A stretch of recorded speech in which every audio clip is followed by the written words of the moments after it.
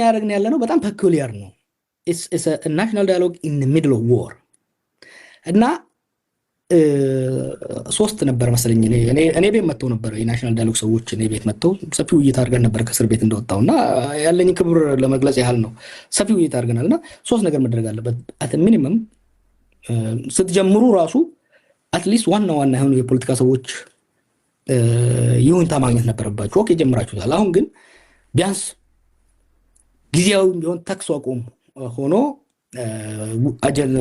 ታጣቂ ኃይሎች አጀንዳቸው ወደዚህ እንዲያመጡ ማድረግ አለባችሁ። የታሰሩ ፖለቲከኞች እንዲፈቱ ማድረግ እሱም በተወሰነ ደረጃ ያደርገውታል። እንደዚህ አይነት ሶስት ነገሮችን አቅርበን ነበረ። አሁን ጦርነት እየተካሄደ ያለ ናሽናል ዳያሎግ ስለሆነ የተወሰነው የፖለቲካ ማህበረሰብ ተሳታፊ አይደለም። ያሉት አጀንዳዎች እኛም ተሳተፍን፣ እነፋኖም እነ ቲፒኤልኤፍም ተሳተፉ። ያሉት አጀንዳዎች ከነዚህ አሁን ካሉት አጀንዳዎች ውጭ አይሆኑም። ቱ ቢ ኦነስት አሁን ያሉት አጀንዳዎች ናቸው አጀንዳ የሚሆኑት። ነገር ግን የዋና ኃይሎች አለመሳተፍ ምን ያደርጋል? የበይ ተመልካች አድርጓቸዋል ብዙዎቹን። ይሄ የውጤቱን መቀበል ላይ ከፍተኛ ግን ተጋብዘዋል። በግልጽ እኮ ተጋብዘዋል። ለምሳሌ እኮ ለምሳሌ ጎረቤትህ ጋር ተፈነካክተህ ሳትታረቅ እና ድግስ ብላ ቢልህ እንዴት ነው ይመቻል እንዴ? ቴዲ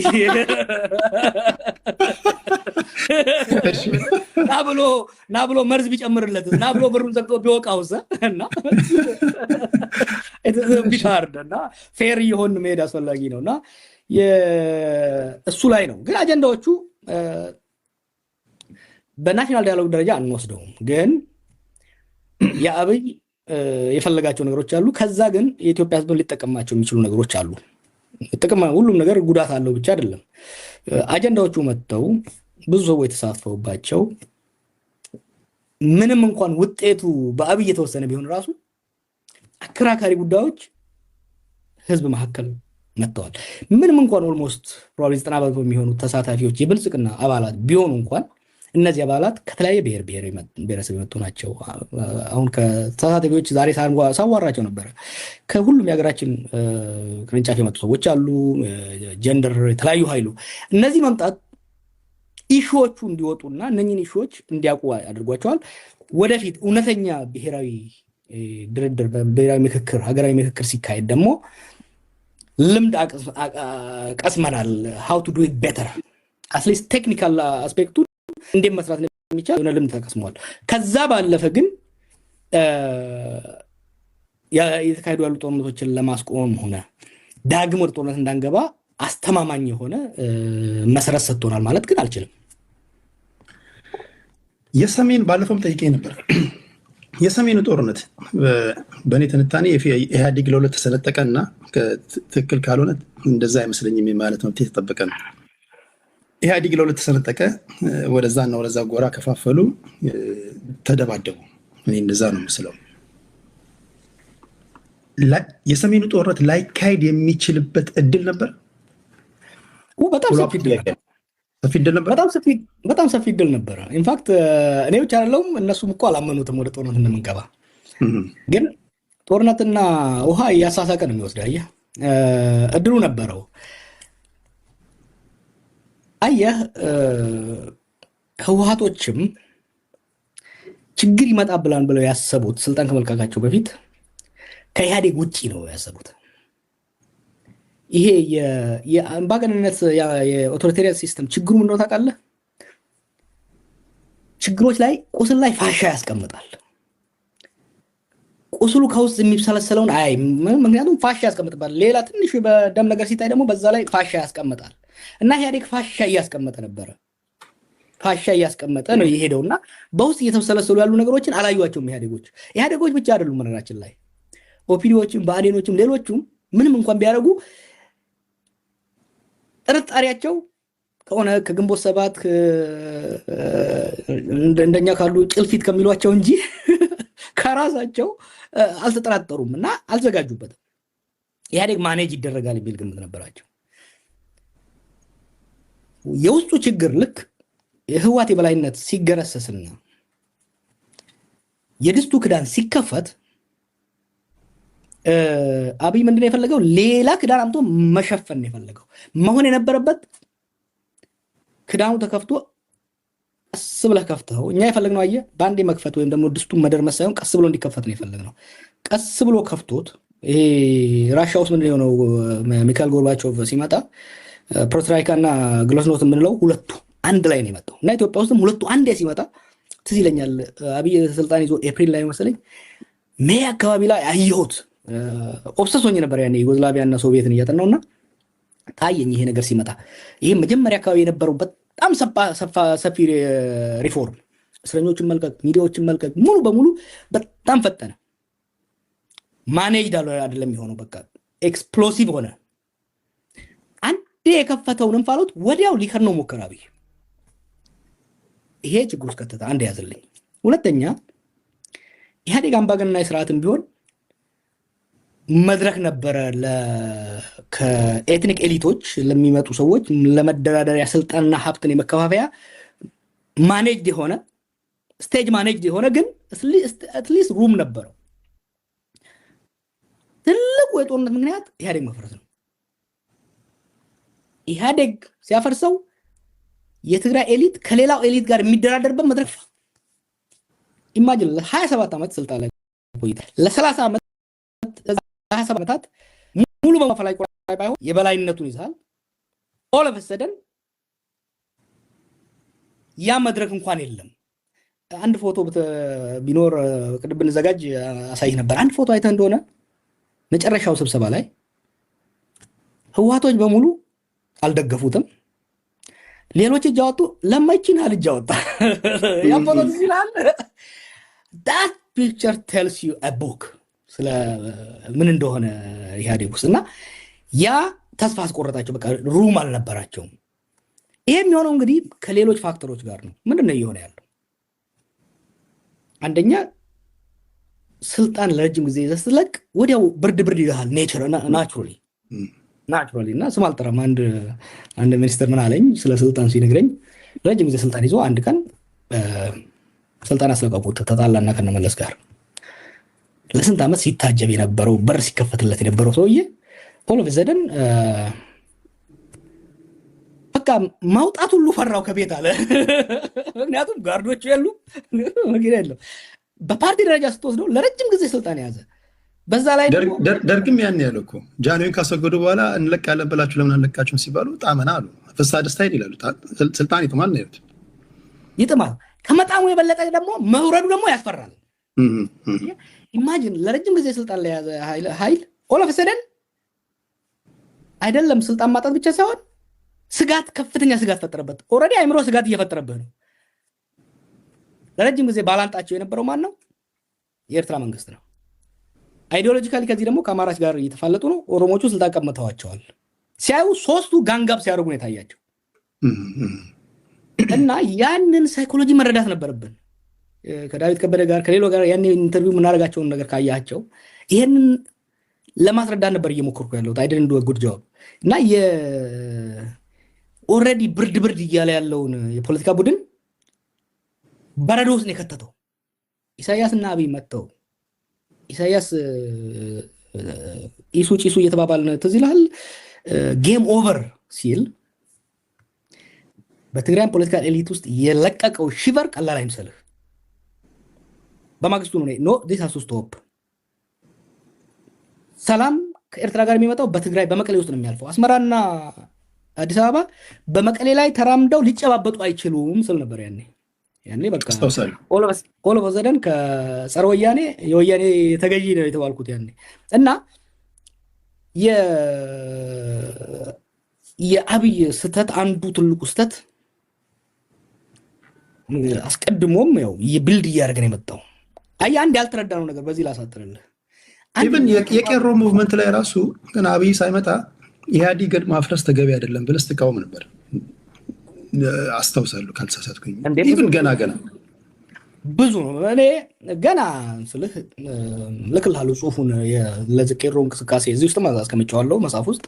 ለቄሮ እንቅስቃሴ ስናመጣ መለስ እያለ ነው ፕላን ነው የጀመርነው። መለስ እያለ ሐሳቤን ያስቀየረኝ በጣም ሐሳቤን ያጠናከረልኝ አንድ ነገር መጣ፣ የአረብ ስፕሪንግ። ከዛ በፊት የነበረኝና ብዙም ምን አይነት ሰዎች ባልበራቸው በማበል አምባገነን ስርዓት ትገነሳለህ፣ በሱ መቃብር ላይ ዲሞክራሲ ትገነባለህ ነው። ምክንያቱም ኢስት ዩሮፕ ላይ ይሄንን ያየ ነው። ከለር ሪቮሉሽን እናያጠና ነው፣ ህንድ ላይ እሱን ያጠና ነው፣ ሳውዝ አፍሪካ፣ ሌሎች ኬዞች። የአረብ ስፕሪንግ ግን ምን አሳየን? ኖ ሌላ አውትካም አለ። አምባገነን ስርዓትን ገርስሰህ ዲሞክራሲ ሳይሆን የሀገር መፍረስን ልታመጣ ትችላለህ የሚለው ጥርጣሬ መጣ። ዘን አይ ሰይድ ኖ ሪቫይዝ ማድረግ አለብን። ኢህአዴግን ጭነን የህወሓትን የበላይነት ቀንሰን ስርዓቱ ወደ ሪፎርም እንዲመጣ ስፔን ላይ፣ ፖርቹጋል ላይ፣ ሌላ ጋር እንደሆነው በስልጣን ላይ ያለው ፓርቲ ሳይለቅ በስልጣን ላይ ካለው ፓርቲ ውስጥ እነ ሙክታር ከድር እነ አስቴር ሃርድ ላይነር ነበሩ። እነሱ ሲገፉ ለማ መጣ። ከለማ ጋር ወርቅ ነገር ተያይዘው መጡ። ሌሎችም አብረው መጡ። ሪፎርምስ መጡ። ህወሓት ውስጥም መጥቷል እኮ በተለይ ደብረጽዮን ከመጣ ያው ሊደርሺፕ ስታይሉ ህወሓትን ኮንትሮል ማድረግ አልቻለም ደብረጽዮን። አንዱ ችግራችን እዛ ላይ የተፈጠረውና ያኔም ራሱ ኢህአዴግ እንዳይፈርስል የነበረው ለኢህአዴግ ፍቅር ሳይሆን መልቲ ኤትኒክ የሆነ ሀገር ውስጥ በጣም ካልተጠነቀቅ የኤትኒክ ኤሊቱ ሊደራደርበትና የሀገሪቷን ዳቦና ስልጣን ይህን ስል ብዙ ሰዎች ክሩል መስላቸዋሉ። ያንን ሳይቧቀስ ቡጢም እየሰነዘረ ሳይመታ ሳያንቅህ ግን እንደዚህ ከረባትህን ያዝ አድርጎም ቢሆን የሚደራደርበት መድረክ ያስፈልግ ነበር እና የዛ መፍረስ አሳጣን። ከዛ በኋላ ወደ የመጣ ነው የተለያየ ቤት ውስጥ ገባን። የትግራይ ኤሊት መቀሌ መሸገ፣ የሌላው አዲስ አበባ ላይ ተሰባሰበ። ከዛ የኤርትራ የአስመራው መጣና ይሄንን በጣም ፈዛይ ማድረግ አለብን። ምክንያቱም አሁንም ስህተቶች እያዩ ስለሆነ ኢፋር ትግራያን አየህ አንተ ትግራያን ከሆንክ በተለይ የህወሓት ሰው ህወሓት ብቻ ሳይሆን ትግራያን ራሱ ከሆንክ 2018 እስከ 2020 ያለው በጣም አስፈሪ ጊዜ ነበር። የስልጣን ከለላ አታል ከመከላከያ ውስጥ እየተመንጠርክ ነው የነበረህ ነገር እንትን እያለ ነው የመጣው። በዛ ላይ የኤርትራ መምጣት የአማራ ናሽናሊዝም መምጣት ፍርሃት ውስጥ ከተታቸው። ከዛ በኋላ የጦርነት ድግስ ውስጥ የገባ ነውና ጦርነቱን ማስቀረት የሚቻል ጦርነት ነበር። ምክንያቱም በዚህ ልስጥ እነዚህ ኢህአዴጎች ከኛ የተሻለ ፓወርን ያውቃሉ። ሉክ አሁን ጌቾና አብይ እንዴት እንደሚሞዳሞዱ እነኛ ይተዋወቃሉ ከኛ የበለጠ ሮኔ ያደጉት ሮኔ የበሉት ወታደሮቹ ሲሸልስ ላይ እነ ብርሃኑ ጁላና እነ ጻድቃን ሲገናኙ አንድ እዛ የነበረ ሰው ሲነግረኝ የጠበቁት ኦክወርድ የሆነ የተለያየ ቤት ውስጥ አድርገናቸው ምናምን የሚኮራረፉ ነገር ነው። ግን they grow up together, they have so many memories together እና ጦርነቱን ለማስቀረት የሚያስችል ብዙ ነገር ነበር። ከኔና ከአብይ የተሻለ ጌታቸውና አብይ ደብረጽዮንና አብይ ናቸው የሚተዋወቁት። ጸባያቸውን የተዋወቁ ነበር። ግን ምን ሆነ ወደ ግጭት እንገባለን የሚል ግምት አልነበራቸውም። አንዱን አስፈርቼ የምፈልገውን አሟላለሁ የሚለው ያ ተካረው ሄዶ መጨረሻ ላይ ጦርነት አመጣ። እሺ እዚህ ጋር ነው ዋናው ነገር። አብይ አህመድ ኃይለማርያም ደሳለኝ ይሆናል ብለው ጠብቀዋል በብዙዎቹ የቲፒኤልኤፍ ሰዎች። ይሄን በተለያዩ መድረኮች ሲያንጸባርቁት ታያለህ። ቅድም ካንተ ጋር ሳወራ ምናልባትም አሁን የሚሆነውን አብይ እንደሚሆን ቢያውቁ ኖሮ እስከ መጨረሻው ድረስ ፋይት ያደረጉት ነበር ብለኛል። ኃይለማርያም ደሳለኝ ይሆናል ብለው የጠበቁት ሰው ኃይለማርያም ደሳለኝ ሳይሆንላቸው ሲቀር ወደ ድብድብ መግባታቸው ግልጽ ከሆነ አብይ ከመደባደብ ውጭ ምን አማራጭ አለው? ብዙ ጊዜ በትንታኔዎች አብይን ብቻ ጠቅላይ ሚኒስትሩን ብቻ ጦረኛ የማድረግ ነገሮች ነው ትንታኔዎች ያሉትና እውነታው ይሄ ከሆነ አብይ ከመደባደብ ውጭ ምን አማራጭ አለው? ጥያቄውን እንግዲህ መቼ የሚለው ነው። ከ2020 መግባት በኋላ ብዙም አማራጭ አልነበረም። ነገሮች በራሳቸውን እየሄዱ ሄዱት። ከዛ በፊት ግን ብዙ አማራጮች ነበሩት። ለምን አብይ ኃላፊነት መውሰድ ያለበት? የሀገሪቷ የፖለቲካ ማዕከል ጠቅላይ ሚኒስትር ነው ኢትዮጵያ ውስጥ ቺፍ ኤግዚኪቲቭ ኦፊሰር። አንተ ካምፓኒ ግን ለምሳሌ አንተ የጉግል ሲኢኦ ብትሆን የተለያየ የጉግል ዩሮፕ የጉግል ላቲን አሜሪካ ሊያጠፋ ይችላል። ዋናው ሬስፖንሲቢሊቲ ግን በአንተ ነው። አንድ እሱ በጣም ወሳኝ ነው። ሁለተኛ ህወሓት የተሸነፈ ፓርቲ ነው። ያኔ ከስልጣን የለቀቀ ፓርቲ ነው። የህዝብ ድጋፍም የለውም። ትግራይ ውስጥ ራሱ የህዝብ ድጋፍ አልነበረውም። አብይ ግን በከፍተኛ ፖፑላር ማንዴት የመጣ መሪ ነው። ትልቅ ፖለቲካል ካፒታል ነበረው። ያም ፖለቲካል ካፒታል በፖለቲካ ውስጥ የፖለቲካል ካፒታል በጣም ወሳኝ ነው። ልክ እንደ ብር ማለት ነው። አንድ የታክሲ ሾፌር እና አንድ የመኪና ካምፓኒ ያለው ሰው የመደራደሪያ አቅማቸው የተለያየ ነው። በእኩል ሚዛን ልትይዛቸው አትችልም። አየህ። እና አብይ ያንን ካፒታል በመጠቀም ግሬሽስ መሆን ይችል ነበር። ወቅቱ እንደፈለገ ማድረግ ፓወር ነበረው ብለህ ታስባለህ? ማሳየት ፈለገ እሱን። አየህ። ለምን ወደኋላ ልውሰድና አንዳንድ ያደረጋቸው በጣም ሲሊ ግን ኮስትሊ የነበሩ ሚስቴኮች ጌታቸውንና እነ ሳሞራን ያባረረበት አካሄድ ትክክል አልነበረም። አንድ ሰው ኢጎ አለው። ለ17 ዓመት መስለኝ የመራው ጌታቸው አሰፋ ደህንነትን በመለስ ጊዜም ከመለስ በኋላ በቃ ዋናው ሰው ሆነ። በመለስ ጊዜ ነው የተጀመረው። ከክንፈ ቀጥሎ ነው የመጣው። በመለስ ጊዜ ወደ 78 ዓመት ከዛ በኋላ ምን ቀጥሎ ነው ሄደው እና ኮርስ እኛ ጌታቸው አሰፋ ላይ የዘመትነው ዋናው ሰው እሱ ስለነበረ ነው። ግን በሁለት መስመር አባሮ ደግሞ ያንን ለሶሻል ሚዲያ ሰዎች ሰጥቶ ለማዋረድ መሄዱ ምን አደረገ? አንደኛ ኢጓቸውን በጣም ጎዳው። ቅድም እንዳልኩ ከስልጣን መውረድ ራሱ ብርድ ይለዋል። ያንን ብርድ ደግሞ በፌስቡክ እና በሌላ ስታዋርደው ፍራቻ ውስጥ ገባ። አንተ በምትኖርበት ሀገርና እኔ በምኖርበት ሀገር ራሱ እንደዚህ አይነት ዋና ቁልፍ ላይ የነበሩ ሰዎች ምን ባትወዳቸው ስታሰናበታቸው በክብርና በጥንቃቄ ነው። አየህ፣ በክብርና በጥንቃቄ እንደዚህ አይነት ነገሮች ያኔ ሁለት ነገር በታየ። አንደኛ እነሱ አንደስትሜት አደረጉት፣ ናቁት። ጆሮን ይዘው ያሳደጉት ማንጁስ ነው።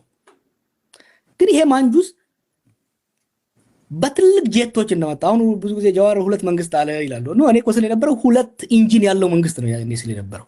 ስቴቱ አለ አብይ ከኢህአዴግ የወሰደው የፖፑላር ሰፖርቱ ደግሞ አለ። ሁለት ኢንጂን ያለው ቱርቦ ጄት ነው እየነዳ ያለው አብይ እና ያንን ፓይለቱን ብቻ አይደለም ማየት ያለበት። ያን ማሲቭ ቱርቦ ስቴት አለ። ኢትዮጵያ ስቴት ይዟል። ኢህአዴግ ወደ መጨረሻ ላይ የሌለውን ህዝብ ደግሞ ይዟል። ሁለት ነው በሁለት ኢንጂን እየሄደ ያለ ሰው ነው አብይ ያኔ ጊዜ። እሱን አንደስትሜት አደረጉት ስለሚያውቁት፣ ድክመቱን ምንም ስለሚያውቁት፣ ጁኒየር ስለሆነ እናውቁት። እሱ ደግሞ he wanted to assert ሊያሳያቸው ፈለገ። እነሱም ብቻ ሳይሆን ሌሎችንም ሊያሳይ ፈለገ። አይ ዲሞንስትሬት ማድረግ ፈለገ። ያቺ ሲሊ ጫዋታዎች ምን ውስጥ ከተቱ? እልህ ውስጥ እያስገቡ ነገሮቹን አመጡና ያለመምታት እድል ነበረው። አሁን ሰምተህ እንደሆነ ስዩም መስፍን ስለዚህ ኢንተርቪው ሰጥቷል። ጻድቃን ሰጥቷል። let's be fair ጠባጫሪ የህወሓት እና የትግራይ ኤሊቶች ነበሩ። እነ ጌቾን ጠባጫሪዎች ነበሩ። ጌታቸው አሰፋ ከጀርባ ሊሆን ይችላል። እነ ጌታቸው ረዳ ግን ከፊት ለፊት ጠባጫሪዎች ነበሩ። እነሱ ጋር ቀላል የማይባል ኢጎ አለ። በጣም ቀላል ኢጎ ብቻ ሳይሆን አወኩሽ ናኩሽም ነበረ። ግን ደግሞ ከትግራይ ደግሞ ሰላም የፈለጉ ሰዎች ነበሩ እኮ እና ስዩም ለረጅም ጊዜ የኢትዮጵያ ቺፍ ዲፕሎማት የህወሓትም ቺፍ ዲፕሎማት 40-50 ዓመት ስልጣን የነበረው ሰው ነው እና ኤክስፒሪየንስ የነበረው ሰው ነው። ልጠረጥረው ትችላለህ አንዳንድ ነገሮች ላይ። ግን ኦል ኦፍ ሰደን ስታገለው የሚፈጠረው ነገር አለ። ሪሜምበር የመለስ ሞት የፈጠረው ቮይድ ነበር። ሳይኮሎጂካሊ በትግራይ ኤሊት ላይ የፈጠረው ነገር ነበር። ያንም ቮይድ አልሞሉም። አሁን መለስም ብቻ ሳይሆን ስልጣን ሲያጡ ደግሞ የመጣው ነገር አለ። አየህ እና ሞክረዋል እኮ ጻድቃን ጻድቃን ሄዶ ሞክሯል። ስዩም ሞክሯል። ኢቨን አቦይ ስብሃት ረጅም ጊዜ አውርተናል። አንድ ጊዜ እነ ጻርና ጀነራል አማራ ክልል ላይ የሞቱ ጊዜ አውርተን ነበረ። እነሱ ራሱ ቁጣም ቢኖር ፍራቻም ቢኖር they are open to discussion። ግን አየሱ አሰርት ማድረግ ሞከረ። አሰርትና ማድረግ መሞከሩ ሪዚስትድ ሆነ። የትግራይ ናሽናሊዝም በጣም አንደርስቲሜት አደረገው። አየህ የትግራይ ናሽናሊዝም አንደኛ ለረጅም ጊዜ የተገነባ ናሽናሊዝም ነው፣ ኢንስቲቱሽናላይዝድ የሆነ ናሽናሊዝም ነው በህወሓት ስር። ሁለተኛ ስልጣንን የለቀቀ ናሽናሊዝም ነው፣ ኢስ አ ውንድድ ናሽናሊዝም። ሰርድ ኢስ አ ማይኖሪቲ ናሽናሊዝም።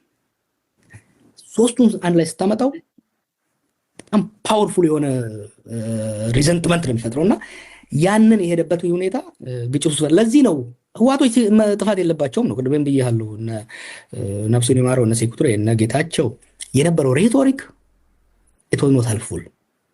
ትዝ ይላል እኔና ጌቹ ራሱ እንመላለስ ነበረ መሀል ላይ ጥባጥቤ ሲጫወቱ ነበርና እሱ እንዳለ ሆኖ ግን ስቲል ጦርነቱን የማስቀረት ትልቁ ኃላፊነት ስልጣን የያዘውና ከህወሓት የበለጠ ሰፊ ፖለቲካል ካፒታል በጊዜው የነበረው አብይ ነበር ያኔ።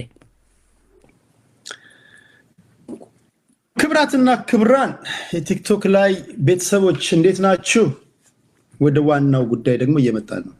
የወቅቱ መነጋገሪያ ጉዳይ ጽምዶ ይሉታል፣ ጥምረት ይሉታል፣ ኮሊዥን ይሉታል። እናንተ በፈለጋችሁት ለምን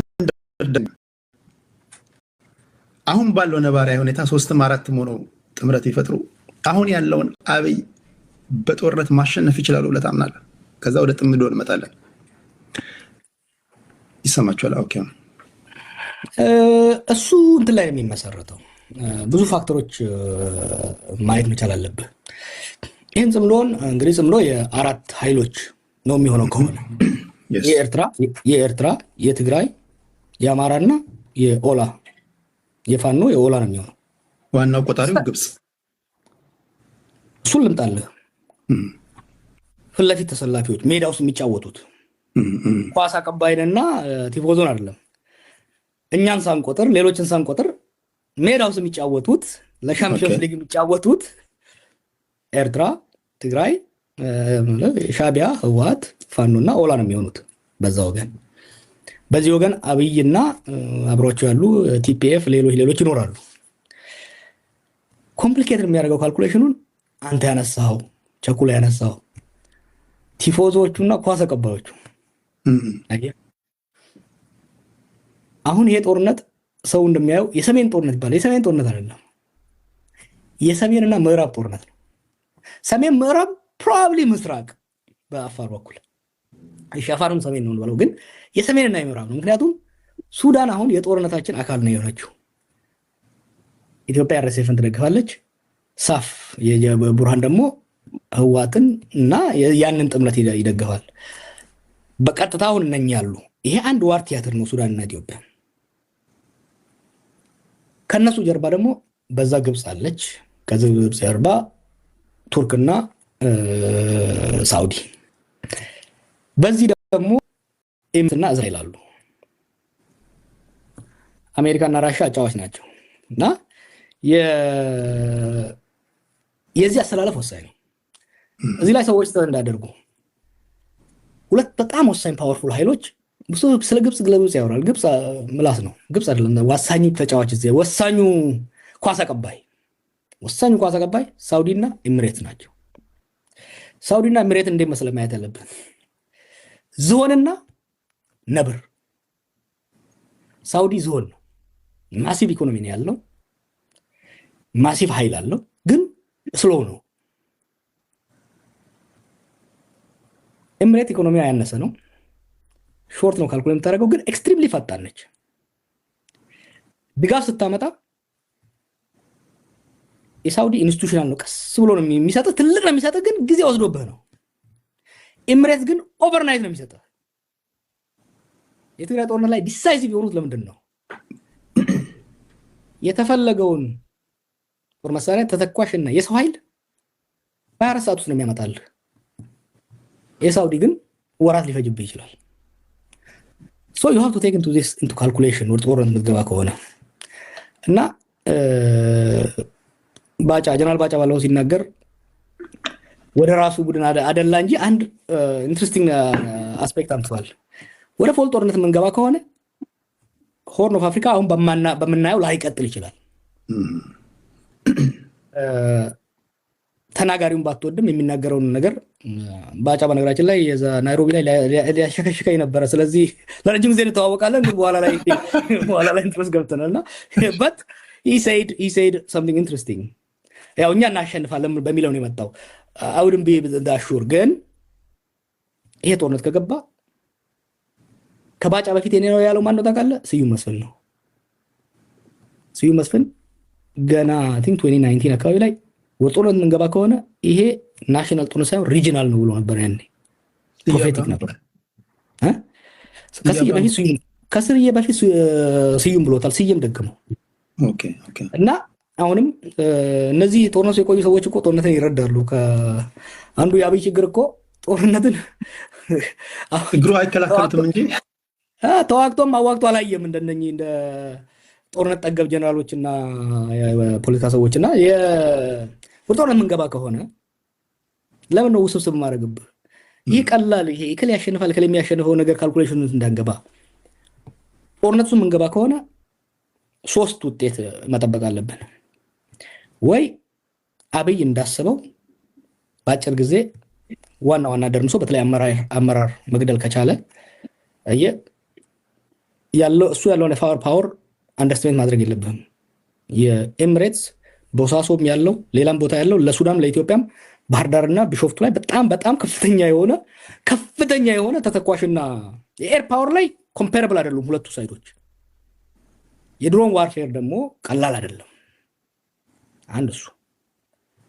ሁለተኛ በእግረኛ ከሆነ የትግራይ እግረኛ በጣም ጠንካራ ነው።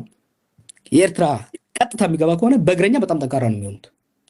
ስለዚህ አብይ ኦቨርዌልሚንግ ሾክ ኤንድ ኦ የሚሉ አሜሪካኖች የሚሉት ኦቨርዌልሚንግ ፎርስ ተጠቅሞ መጀመሪያ አካባቢ ይሄ ትግራይ ላይ ያደረገውን አይነት ኦቨርዌልም ካደረጋቸው እንትን የሚያደርግበት እድል ሊፈጠር ይችላል። ሁለተኛው ያንን ተቋቁመው በእግረኛ ከመጡ የአብይ እግረኛ ከነኛ ጋር የመወዳደር አቅሙ የሰው ኃይል አለው፣ ግን ሞራሉ የዛን ያህል አይደለም። ሞራል ላይ በዘመናዊ ጦርነት ግን አሁን እግረኛ ያን ያህል በድሮን ዘመን እሱንም ቻሌንጅ ላርግ ኢራኑ መሰዳት በመጀመሪያው እኮ 72 ሰዓት ነው ኤር ዲፌንስዋን ዲስትሮይ ያደረጉት አይደለም እንደ አሜሪካና እስራኤል። 6 ወር ሊሆን ነው። ምክንያቱም እግረኛ መግባት አልቻለም ኢራን ላይ።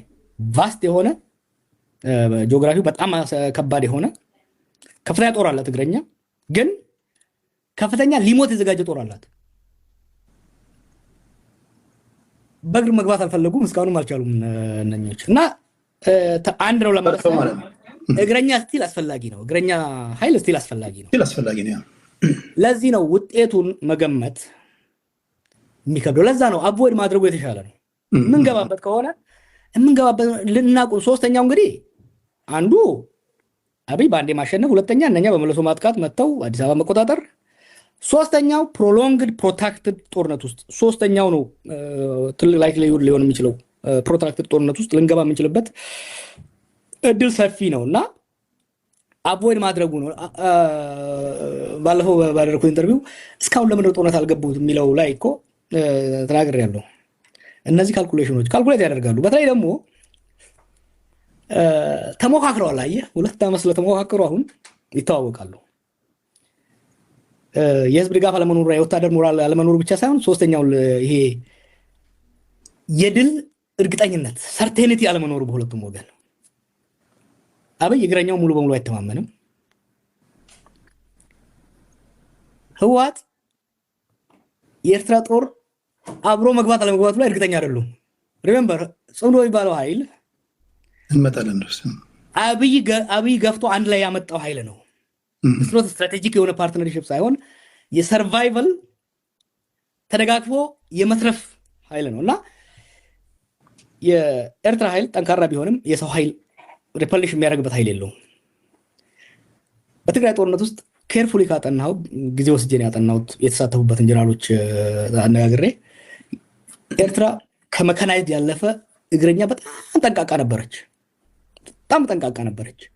ምክንያቱም ያላት የሰው ኃይል አብዛኛው ወጣት ተሰዷል፣ ያለውም ትንሽ ነው። ሶ they have to be preserved። ጦርነትን ደግሞ ለ67 ዓመት ይቆዩበት ስለሆነ they know what to preserve እና አንሰርቴኒቲው ነው እስካሁን ራሱ ጦርነት እንዳይፈነዳ ያቆየን። የድል እርግጠኝነት የለም። ያ አላያንሱም የመቆየቱ እርግጠኝነት የለም። አብይም ኦቨርዌልም አድርጎ ለማሸነፍ ፕላን አለው፣ ዝግጅት አለው፣ ጥያቄ የለውም። እርግጠኛ ግን መሆን አልቻለም። ከሱ ባሻገር ወደ ጽምዶ ደግሞ እንውረድ። አንዳቸው ከአንዳቸው ጋር የእያንዳንዱን የመታገያ አጀንዳ ብታይ የሰማይና የምድር ልዩነት አለው። አንድ የሚያደርጋቸው ጠቅላይ ሚኒስትሩ ነው።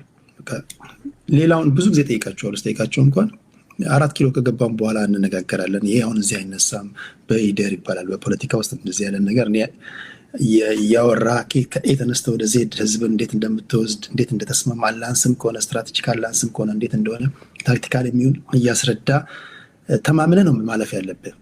የተደበሰበሰ ነገር ነው። የአንዳቸው ከአንዳቸው ጋር ኮንትራዲክት የሚያደርግ ከሆነ ጥምረታቸው ራሱ በህዝቡ ዘንድ ተቀባይነት ሊያስገኝላቸው ይችላል። ታስብ ቅድም እንዳልኩ ጽምዶ በተለይ ለህወሓትና ለኤርትራ ስጋት የፈጠረው አላያንስ ነው። የአብይ ካልኩሌሽን አብይ ነው ጽምዶን የፈጠረው አብይ ነው ምለው ለብዙ ጊዜ ብልጽግናዎች ደስ አይላቸው። አብይ ታክቲካሊ ጎበዝ ነው ብያለሁ ቅድም። ችግር ግን ታክቲካሊ ይሄ መሰናክል ዘለህ ከዛ የበለጠ መሰናክል የሚመጣበት እድል አለና የመጀመሪያ ጦርነት ላይ የአማራና የኤርትራን ኃይል ከጎኑ አሰልፎ ትግራይን ወቀተ፣ ኦሮሚያን ወቀተ። ከፕሪቶሪያ በኋላ ጂጌ የወጡለትን ደቦ የወጡለትን ትቶ ብቻውን ከህወሓት ጋር ተሞዳሞደ።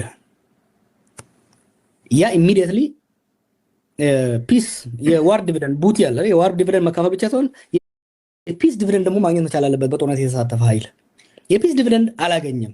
ያ ብቻ ሳይሆን አንድ አብይን የጎዳ ልንገር እኔ እናንተን ሲያገኝ የተለያየ ነገር ይነግረናል። እኔ እናንተ የምንናገር አይመስለውም። that might be the case አርብ ማታ በርጫ ላይ ሊሆን ይችላል። ግን ከበርጫ በኋላ ጨብሲ ላይ ሰው ይነጋገራል ነው። እኛ ኤርትራ፣ ትግሬ፣ አማራ የምትለው ነገር we are kind of same circle ነው እና ሰው ያወራል እና ለትግራዮች ሌላ ኬላ ላይ ምናምን ያደረገው ነገር ወዲያው ነው ኡስማን ያደረሰችው እና በተለይ የሁለቱ ኃይሎች ጽምዶ ከዛ ላይ የመጣው ስጋት ነው። ብቻችንን አንተርፍም፣ መተባበር አለብን፣ ለመትረፍ ያሉን ልዩነቶች መዋጥ አለብን ነው። ከዛ በኋላ አንተ የምትለው አንከፈርተል ጥያቄዎች ይመጣሉ። ከዛ በኋላ ተርፈን ለመትረፍ ደግሞ መከላከል ብቻ ሳይሆን እሱም ማስወገድ አለብን የሚሉ ከሆነ የዋንጫ አይደለም ማለት የጥሎ ማለፍ ጨዋታ ነው እየሆነ ያለው። ለዋንጫ ደግሞ ሌላ ይመጣል ማለት ነው እና ያ እኔ ራሱ ኤክስፕሌን ለማድረግ ሞክሬያለሁ ብዙ ጊዜ፣ ግን ፐብሊኩ እየገዛው አይደለም። እሱን መረዳት አስፈላጊ ነው። ከዛ በኋላ እንደገና ቅድም እንዳልኩ ይሄ ነገር የዛሬ 6 ዓመት 7 ዓመት ቢሆን ኖሮ ብዙ ፖፑላር ሰፖርት ያገኝ ነበር። አሁን መቀሌ ላይ የሚያጨበጭብለት የለም፣ አዲስ አበባ ላይ የሚያጨበጭብለት የለም፣ ኢንፋክት ኤርትራ ላይ የሚያጨበጭብለት የለም። እነሱ ከኛ ትንሽ ይሻላሉ። ለአትሊስት 20 ምናምን ዓመት ጦርነት ስላልገቡ እንትን ሊኖር ይችላል። ግን ህዝቡ በስጋት እያነሳ ነው ያለው። ከወዲሁ ደግሞ የምናያቸው አሁን ሰሞኑን ከፋኖች ጋር ንትርክ ውስጥ የከተተኝ ነገር ሪል የሆኑ ኢሹዎች 4 ኪሎ ሳይደርሱ ወደ ግጭት የሚገቡበት እድልም ሊፈጠር ይችላል። ከዛ በኋላማ እንትን ለዚህ ነው ሁሉም ነገር ዛሬ ስምምነት ይደረስ ሳይሆን አትሊስት ዋና ዋና ልዩነቶች መቼና እንዴት ይፈታሉ የሚሉ መካኒዝሞች ላይ ለምሳሌ የዌስተርን ትግራይ ወልቃይት ጉዳይ መቼ ፖስት አብይ ከሆነ በምን አይነት መካኒዝም፣ እስከዛ ደግሞ ጋራንቲው ምንድነው የሚሆነው የሚሉ ነገሮች ላይ ጠለቅ ያለ ስምምነት ደርሶ እነኛ ስምምነት ወይ ደግሞ ለህዝብ ማቅረብ አስፈላጊ ነው። እስካሁን እዛ ላይ መድረስ አልቻልንም። ገፍተናል ውይይቶች አሉ፣ ግን እዛ ላይ መድረስ አልተቻለም። እሱ ካልተቻለ ምን ያፈጥራል? አንደኛ ሰው ህዝቡ እኔ ለተቃዋሚ ባልደረቦች በተለይ ጠመንጃ ላይ ያዙት መመክረው ኢትዮጵያ ውስጥ ሰው ጦርነት ሰልችቶታል። ጦርነት የሚካሄድ ከሆነ የመጨረሻው ከዛ በኋላ ምንም ጦርነት ለማይኖር ጋራንቲ ካልሰጠው በስተቀር እየተከተልክ ነው። ሰሞኑን አብይ አፈሳ እያደረገ ሴቶች እናቶች እየወጡ በድንጋይ ሚሊሻ እያባሩ እያሉ ነው። ኢትስ ፋሲኔቲንግ ቴዲ ነው። መቀሌና የሆነ ከተማ ላይ አይ ቲንክ አርሲ ውስጥ ይሁን ሀረርጌ ውስጥ ተመሳሳይ ኢንሲደንት ትዝ ይልሃል። መቀሌ ላይ ዛሬ ወር አካባቢ ነው 2 ወር አካባቢ ሚሊሻዎች ሰው ሊወስዱ ወጣት ሊወስዱ ሲሉ ቤተሰብ ብሎ ሰፈር ሁሉ ወጥቶ ሲያባራቸው ኦልሞስት ተመሳሳይ ነገር ኦሮሚያ ውስጥ ያለ ሻሸመኔ ነው። ኤግዛክትሊ አይተዋል ያ ቪዲዮ። ኢትስ ፋሲኔቲንግ እንደ ኢንካሬጂንግ ሰላም ለሚወደው ህዝብ። ምክንያቱም ሰው ሀገሩን አለመውደድ አይደለም፣ አብይንም አለመደገፍ አይደለም፣ መናችን ላይ ህዋትን አለመደገፍ አይደለም። ኢትስ ዋር ፋቲግ ጦርነት ሰው ሰልችቶታል። እና ሰው ለጦርነት እድል እንዲሰጥ እንዲደግፍ ከፈለክ አንደኛ ጦርነት የግድ አስፈላጊ መሆኑን ማሳየት አለብህ። ሁለተኛ ይሄ የመጨረሻው ጦርነት ነው ብለህ ልታሳመነው ትችላለህ። እዛ ላይ ተደርሷል። ኖ ሹር ወለጋ ሁሩ ጉድሩ እስኪ እዛ እንሂድ። ከሰሞኑ እኔንም በተወሰነ መንገድ ጭቅጭቅ ውስጥ የከተተኝ ከደጋፊዎች ጋር አንተም እንደዚህ የገባበት ስታገባ የአፋብን ሊቀመንበር አስረስ ማረ ዳምጤ የወለጋ ፋኖ እና የቢዛሞ አንድ ላይ አይሻ ፋኖ ብለን አላንስ ፈጥረን የራሳችን ፋኖ ነው። ጀዋር መሐመድ የሚናገረው ንግግር ከሱ ማይጠበቅ ከየት እንዳመጣው ማይታወቅ በጣም የሚያሳዝን ውሸት ነው የተናገረው።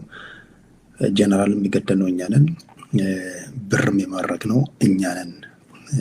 የጀዋር ንግግር እንደውም ለገዢው ፓርቲ አንዳንድ ጊዜ እንደውም ንግግሩና ከቅርብ ጊዜ ወዲህ ትንታኔው ከሲቹዌሽን ሩም ሆኖ የሚያን እስኪመስል ድረስ ገዢው እንጂ የራሳችን ፋኖ የስም የማጥላላት ነገር ነው ብሎ ወቀሳ አቅርበውባል። ምን ትላለህ ጀዋር?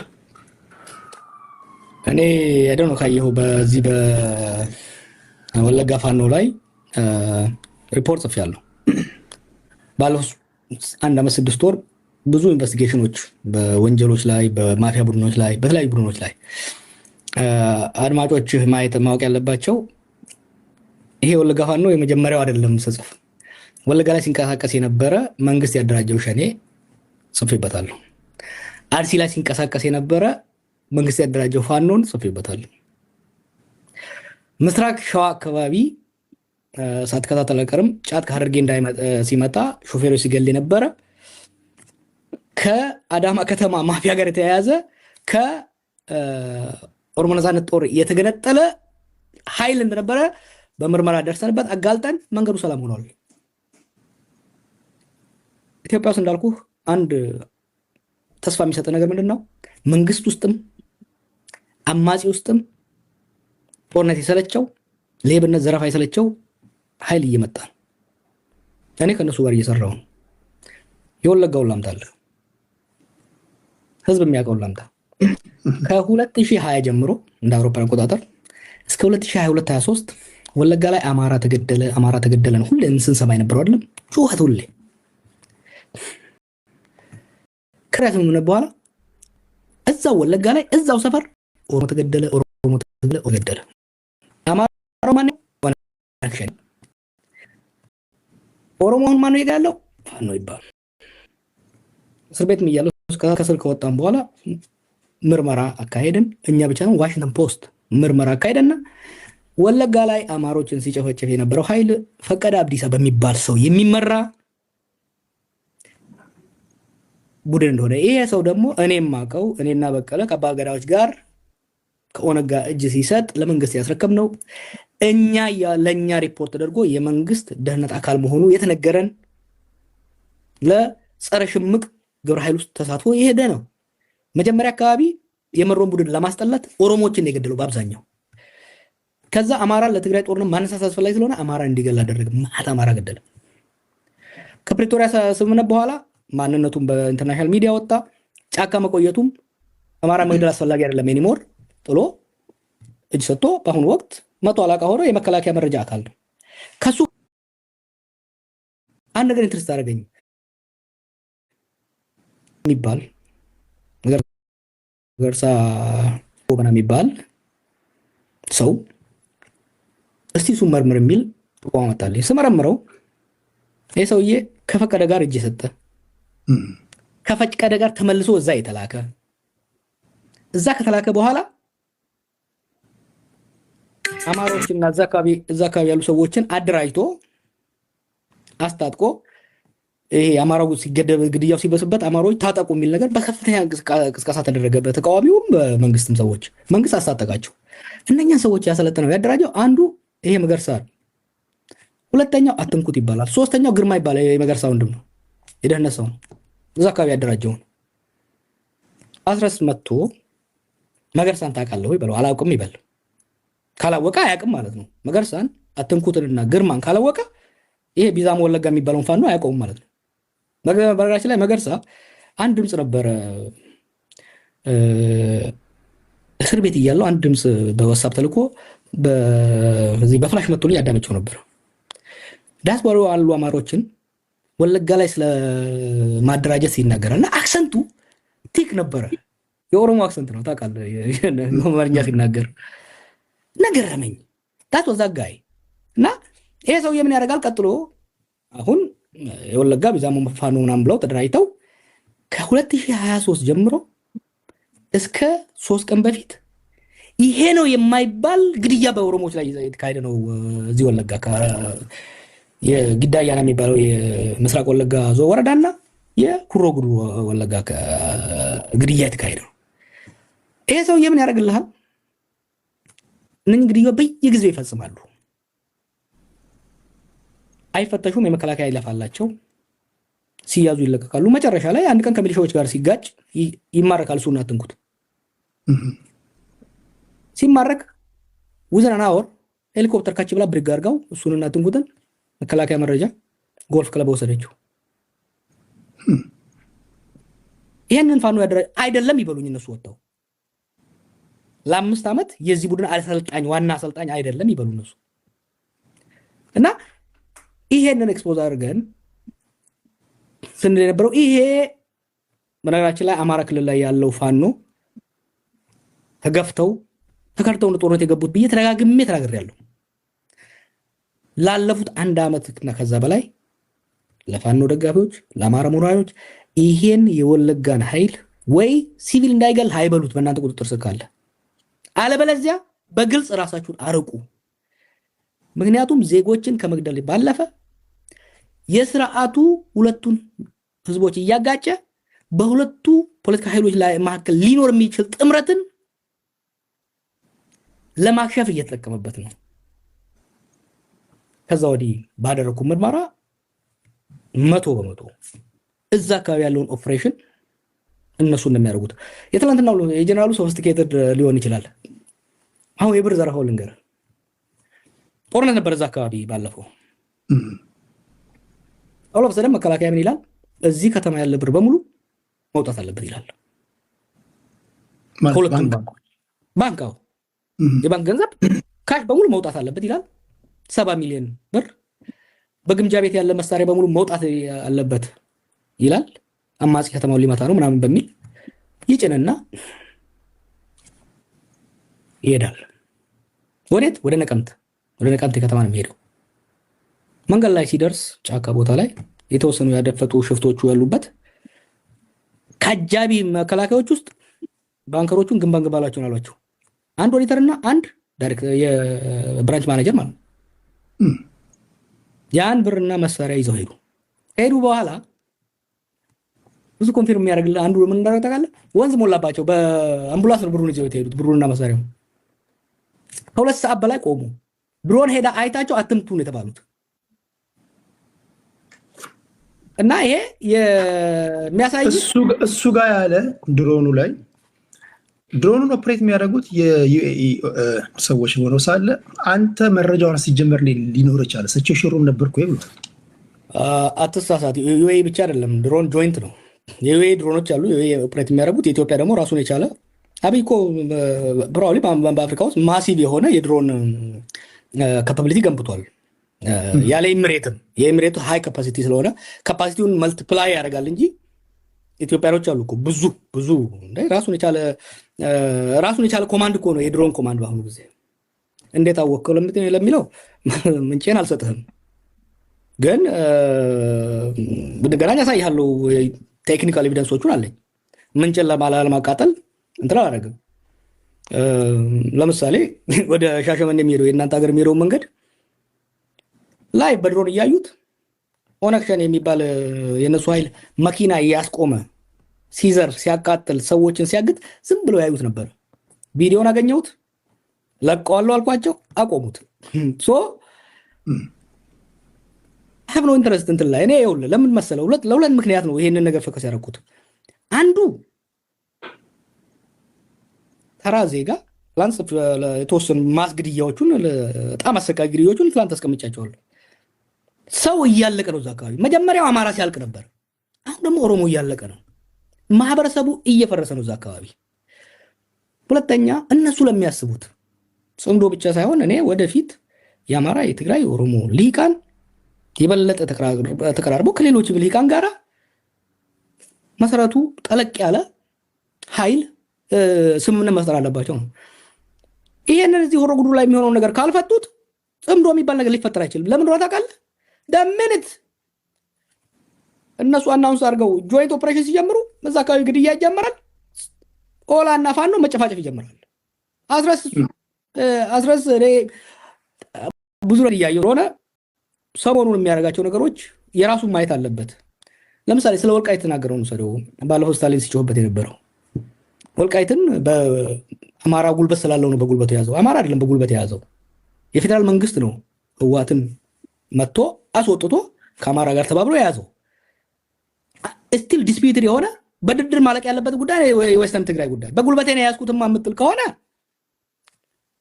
ወይ ጽምዶ ተብሎ ጦርነት ከተጀመረ የትግራይ ኃይል ወደዛ ከገባ ፋኖ ላይ ወጋው ነው። እኔ ኢትዮጵያ ውስጥ ጦርነት ሊያበቃ ይገባል። ዲስፒዩትድ የሆኑ ቴሪቶሪዎች አሉ፣ አከራካሪ የሆኑ መሬቶችና ጉዳዮች አሉ። እነዚህን ጉዳዮች በጉልበት እንፈታለን የሚል ወደ ኋላ ሄድና በወልቃይት ላይ በትግሉ ጊዜ የነበረኝን የአማራ ተወላጆች በወልቃይት ላይ ያነሱት ሰላማዊ ጥያቄ በሰላማዊና ህጋዊ ህገ መንግስታዊ መንገድ መፈታት አለበት።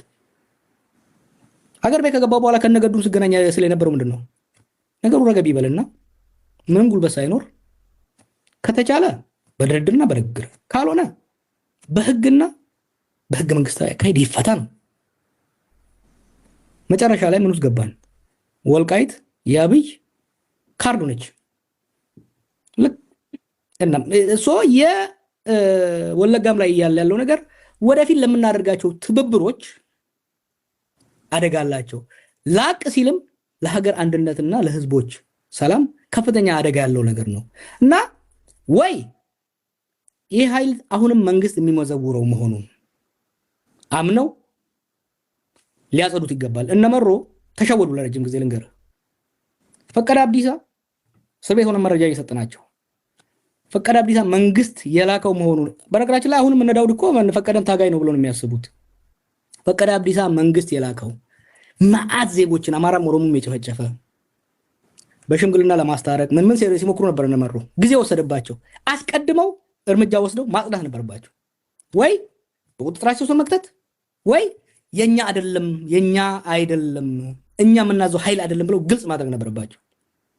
ይህን አለመድረጋቸው በኦላ ስም መዓት ዜጎች በጣም አሰቃቂ ግድያ ተካሄደና ህዝቡ ጠላው። ኦሮሚያ ውስጥ ድሮ ለኦላ የነበረው እይታና እነፈቀደ በጣም አሰቃቂ ግድያዎችን ካደረጉ በኋላ ያለው አመለካከት ተቀይሯል።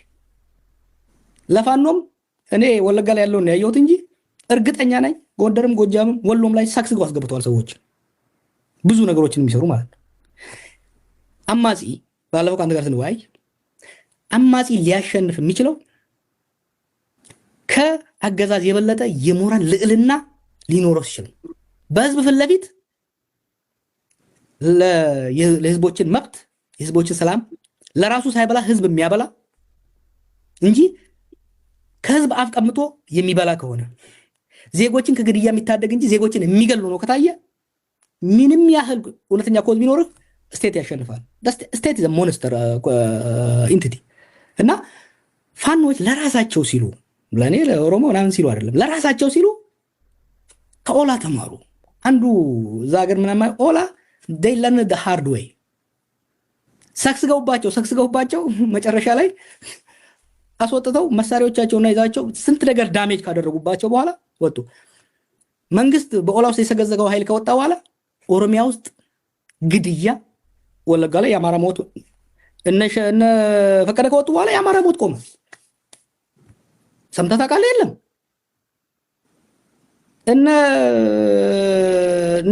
ይሄ ኃይል ከወጣ በኋላ ኦሮሚያ ውስጥ አፈናዎች፣ አንዳንድ ግድያዎች ይኖራሉ፣ ግን ሲግኒፊካንትሊ ቀነሰ። ፋኖዎችን ማድረግ ያለባቸው ቤታችሁን አጽዱ፣ አለበለዚያ አይደለም ከሌሎች ኃይሎች ጋር ተባብራችሁ አብይን ማስወገድ አማራን ክልል ብትንትኑን ነው የምታወጡት። ይሄን ነው ማለት እንፈልገው። ስለዚህ ያንተ ነጥቦች ስታገናኛቸው አስረስ ማረ ዳምጤ የራሳችን ፋኖ ነው ካለ አንተ አይመስለኝም ካልክ፣ አንተ ታንጀብል የሆነ ኤቪደንስ አለኝ ካልክ፣ ስለዚህ እና አስረስ ከመንግስት ጋር እየሰሩ ነው ማለት ነው። ሁለት ነው ወይ? አይ ብሔረተኝነት ካልተጠነቀቅ ብሔረተኝነት ብላክ ኤንድ ዋይት ነው የሚያደርግብህ። ጠላትና ዘመድህን ለመለየት የሚከብድብህ ጊዜ ይፈጠራል። አወዜር አንደርስታንድ አለን ዘ ሃርድ ዌይ እና እሱ ይኖር ይችላል። ሁለተኛ ጠቀሙን የሚሉ ምን አይነት ኢትዮጵያ ስቴት በአብይ ጊዜ ሳይሆን በወያኔ ጊዜም አንድ የተካነችበት ነገር አለ። የኢትዮጵያ ስቴት ኢንተለጀንስ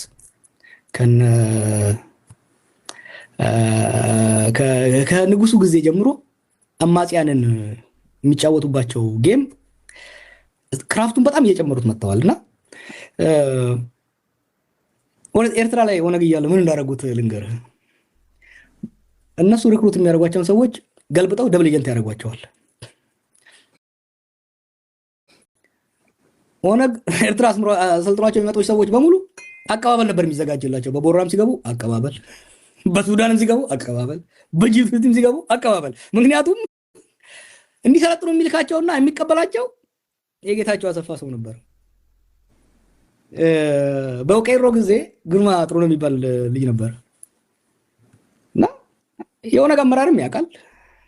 ዴይቶት ሁለት እንትን አላቸው፣ አንድ ወደዛ ስጥና ሁለት ወደኛ አምጣ የሚል ኮንሰፕት ነበራቸውና መስሏቸዋል። መጨረሻ ላይ ሰውየው ፉል ፍሌጅድ ኢንተለጀንስ ኦፊሰር ሆኖ ሲሰራ ቆይቶ እኛ ደረስንበት። ለእኛ አድቫንቴጅ የነበረው ምንድን ነው? ፓራላል ስትራክቸር ከኦፒዲዮ ጋር እየሰራ ስለነበረ ከጌም ውጭ አድርገው ነው የተሳካልን እና አሁንም እነዚህን ሰዎች ምለው ፋይን፣ እኔን አታምኑኝም፣ ተውት። የወለጋ ፋኖ የሚባለው የእናንተ አካል ከሆነ አንድ እስከዛሬ ለደረገው ግድያ ኃላፊነት መውሰድ አለባቸው። ይሄ ኃይል ከመከላከያ ጋር ተዋግቶ አያውቅም። ኔቨር። ዜጎችን ብቻ ነው የሚገለው። የፈቀደ አብዲሳ ጦር አንድ ቀን ከመከላከያ ተዋግቶ አያውቅም። ዜጎችን ብቻ ነው የሚገለው። እስከዛሬ ለደረገው ወንጀል ኃላፊነት መውሰድ አለባቸው። አሁን ለሚደረገው ወንጀል ኃላፊነት መውሰድ ማስቆም መቻል አለባቸው። ያ ብቻ ሳይሆን ህዝብን ከሚጨርስበት አካባቢ አስወጥተው በቁጥጥራቸው ስር ማስገባት መቻል አለባቸው። በጣም ከፍተኛ ትችት ሲደርስብኝ ነው የነበረው። ይሄ ኃይል ይሄ ፋኖ የወለጋ ፋኖ የሚባለው ኃይል መንግስት ያደራጀው ነው። በሚስጥር አይደለም፣ በግልጽ ያደራጀው ነው። አሁንም የሚቆጣጠረው ነው። አጠቃላይ ፋኖን ለዚህ ብሌም አናርግ ብዬ ተደጋግሜ ስናገር ከፍተኛ ትችት ሲደርስብኝ ነበረ ከማህበረሰቡ። ዛሬ ላይ አስረስ ተነስቶ እኛንን ካለ መስማት ፈልጋለሁ ከነዘመነ ካሴና ከሌላው ፋኖ አካል። ይሄ ወለጋ ላይ ህዝብ ዜጎችን፣ ሴቶችን የሚጨፈጭፍ፣ ህፃንን የሚጨፈጭፍ የሚዘርፍ ሽፍታ ቡድን የአማራ ፋኖ አካል ነው፣ እኛንን የምንቆጣጠረው፣ እኛንን የምናዘው የሚሉ ከሆነ ዘን ችግራቸው ከህዝብ ጋር እንጂ ከአብይ ጋር አይደለም።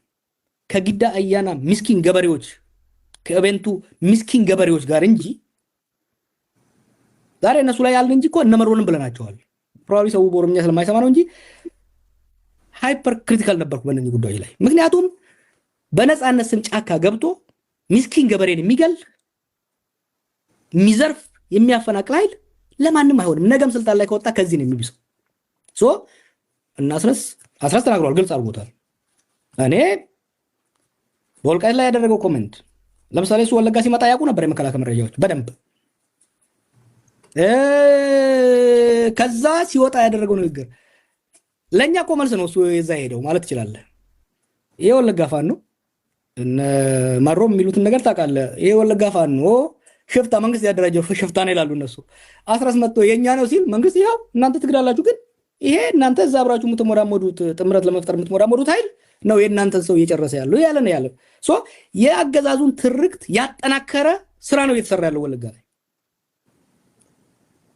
አይደለም። ጥምረቱን ሰው በዚህ መልኩ የሚሰራ ጥምረትም አይኖርም። ይሄን ማወቅ መቻል አለባቸው። ኢትስ ኖት ጎይንግ ቱ ወርክ ኢቭን ለወደፊት ራሱ ሀገር ማስቀጠል ከተፈለገ እንዲህ አይነት ሽፍተኝነትና ወንጀለኝነትን መቃወም፣ በቁጥጥር ስር ካለ መቅጣት። ለምሳሌ ከ2 ሳምንት በፊት ከፍተኛ ካምፔን አድርገን ነበር ኦሮሚያ ላይ። ሰው ይታፈናል፣ ኦሮሚያ ላይ ሰው ይገደላል። ምንድን ያደረግነው? በአንድ ወረዳ ወይም ቀበሌ ላይ ሰው የሚታፈን ከሆነ ሰው ይልክልናል መረጃውን። ጃልከል የሚባል ሰው ነው እዚህ ሀገር። ኦኬ፣ ለኦላ ሴንትራል ኮማንድ እንዲህ የሚባል ሰው የሚመራ ኃይል በዚህ አይነት ቀበሌ ላይ እንዲህ አይነት ዘረፍ አድርጓል። የእናንተ ኃይል ነው?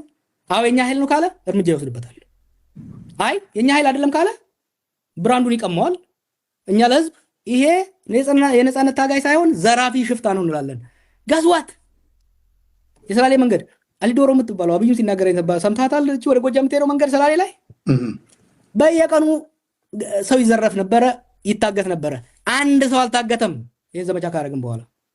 ዋይ ቢኮዝ እነኚህ ሽፍቶች ከመንግስት ሴኪሪቲ ጋር ሆነው አማጽያንን ለማጥላላት የሚያደርጉት ነገር እንደሆነ ስለምናውቅ ነው። እነዚህ አማራ ውስጥ የሚንቀሳቀሱ ኃይሎችም ለአማራ ህዝብም ሆነ ለሌላው ህዝብ የሚያስቡ ከሆነ ቤታቸውን ማጽዳት አለባቸው። አስረስ ማረ ዳምጤ ቃል አቀባይ ነው፣ ስፖክስ ፐርሰን ነው። እሱ የኛ ነው ካለ አንተ የእናንተ የነሱ አለመሆናቸውን ተናግረሃል። አይ የኛ ነው ብሎ ኮንፍሮንት ካደረጉ መጨረሻ ላይ ምን የምትወስደው እርምጃ አለ? የምታሳየው ነገር አለ? በእጅ ያለ ኤቪደንስ አለ? ለህዝቡ ማወቅ አለበት ብለህ የምታወጣው ነገር አለ ወይስ ምን እንደምትወስደው የምታደርገው ነገር?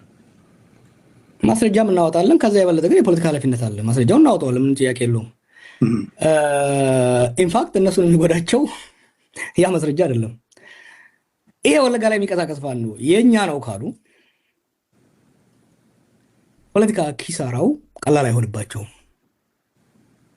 ምክንያቱም እዛ አካባቢ እየተደረገ ያለው ወንጀል፣ እየተደረገ ያለው ውንብድና አይደለም ለነፃነትና ለእኩልነት እታገላለሁ ተገፍቻለሁ ከሚል ኃይል ሽፍታ አያደርገውም። ተራ ሽፍታ የድሮ በደርግ ጊዜ የሚንቀሳቀስ ሽፍታ አላለም የማያደርገው ነገር እያደረጉ ያሉት። አንደኛ መንግስት አማጽያኖችን የሚከስባቸው የውንብድናና የአሸባሪነት የሚያረጋግጥ ነው የሚሆነው።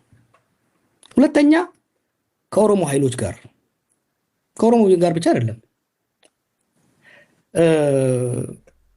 ወለጋ ላይ ንጹሃን እያለቁ የህዋትም ሆነ የኤርትራ ኃይል ከፋኖ ጋር ሊጣመር አይችልም። let's be very clear። ተባብሮ ኦሮሞን ለመውጋት የሚፈልግ ኃይል አይኖርም። ተባብሮም አማራን ሊወጋ የሚፈልግ ኃይል አይኖርም። ይሄ ተሞክሯል፣ የማይሰራ ነገር ነው ወደፊት። ስለዚህ ትብብር የሚፈልጉ ከሆነ ከሌሎች ኃይሎች ጋር ክሊር ማድረግ መቻል አለባቸው። እነመሮም አማራን የሚገል ኃይል ማጥፋት ነበርባቸው፣ አጥፍተውታል። ቱ ቢ ኦነስት መንግስት ያመጣው ጠርጋው አውጥተውታል። we don't hear ኦኤልኤ አማራ ገደለ የሚባል የት አካባቢ ነው አሁን የምንሰማው? በኦኤልኤ ስም አርሲ ውስጥ እንዴት እንደሆነ ታውቃለህ? አንድ ሻለቃ አክቹዋሊ በቅርብ ወለጋም እንደነበረ ሰምቻለሁ። አንድ ሻለቃ ፋኖ አደራጀ ተባለ እዚያ ቦምስ አካባቢ እና ሄዶ የኦሮሞቹን ቤት ያቃጥላል። ስናጠናው ሰውየው የመከላከያ መረጃ የነበረ ሻለቃ ነው፣ ሻንቆ ይባላል። አማራም እንኳን አልነበረም። ስናጋልጠው ወዲያው ገደሉት፣ ይዘውት ገደሉት የመንግስት ሰዎች። ተረጋጋ አካባቢው። እንዲህ አይነቶች የኢትዮጵያን ስቴት የምታደርገው ራሷን ለመከላከል አማጺው በጣም ኢፌክቲቭ ነው። በነገራችን ላይ አሰ ካውንተር ኢንሰርጀንሲ የህዝቡ ኮስት ነው የሚያሳዝነኝ እንጂ አሰ ካውንተር ኢንሰርጀንሲ አማጺን ከምትገል አማጺ ራሱን በህዝብ ውስጥ ስሙን እንዲያጠፋና እንዲጠላ ማድረግ ኢትስ ዋን ኦፍ ዘ ሞስት ኢፌክቲቭ ስትራቴጂስ። ሌሎችም በብዙ ቦታ የጠቀሙበት። ችግሩ ምንድነው? ለእኛ በሚገባ ሎክ አንድ ነገር ልንገርህ። አሁን ስልጣን ላይ ያሉ ሰዎች አብዛኞቹ ከሴኪሪቲ ብራንች ነው የሚመጡት። አንደስትሬት አንድ ቅድም ያልከው አብይ ናቁት ምናምን የምትለው ነገር እውነት እኮ ነው። መጀመሪያ ላይ እኛም እሱን ራሱ በደንብ አላየነውም። አንድ ስም አልጠራም፣ አንድ ሰው ነው የነገረኝ ይሄን ነገር ከነሱ ውስጥ። አሁን ስልጣን ላይ ያሉ ሰዎች ጠቅላይ ሚኒስትሩ ከኢንቴሊጀንስ ባክግራውንድ ነው የሚወጣው፣ ምክትል ጠቅላይ ሚኒስትሩ ከኢንቴሊጀንስ ባክግራውንድ ነው የሚወጣው፣ የፌዴራል ፖሊስ ላይ ያለው ሰው ከኢንቴሊጀንስ ሚሊተሪ ባክግራውንድ ነው የሚወጣው። ሬድዋን ብቻ ነው እሱም ዲፕሎማሲ የሚሰራላቸው። አብዛኞቹ አፐር ኤችሎን የኢህአዴግ የሴኩሪቲ ሰዎች ነበሩ። እነዚህ አሁን ከተቀላቀሉት የከተማ የአንተ ሰዎች በስተቀር ከነጌዲዮ ምናምን በስተቀር አብዛኞቹ የኢህአዴግ የኢንቴሊጀንስ ሰዎች ናቸው። እርሳቸውን የነቀሉት በሴኩሪቲ ኦፕሬሽንስ ነው። መጽሐፉን ካየው በእኔ ላይ የሰሩትን ድራማዎች እኮ ስታያቸው ኢንክሬዲብል you have to give it to them because እኛ የምናውቀው ቲዎሬቲካል ፖለቲካ ነው፣ ስቴት መታገል ነው። እነሱ how to manufacture crisis, how to divert crisis, they are gifted, they underestimate them። በነገራችን ላይ እነዚህን ኦፒዲዎች የናቀ ሰው በሙሉ ጉድ ነው የሆነው። ቪዥነሪ አይደሉም፣ ስትራቴጂክ አይደሉም፣ but they are practical and they are ruthless, they have no principles። ኦነግ ናቃቸው በሉት፣ አሳዳጊያቸው ህወሓት ናቃቸው በሉት፣ ሻዕቢያ ጥንቸል ሲላቸው ነበር በሉት።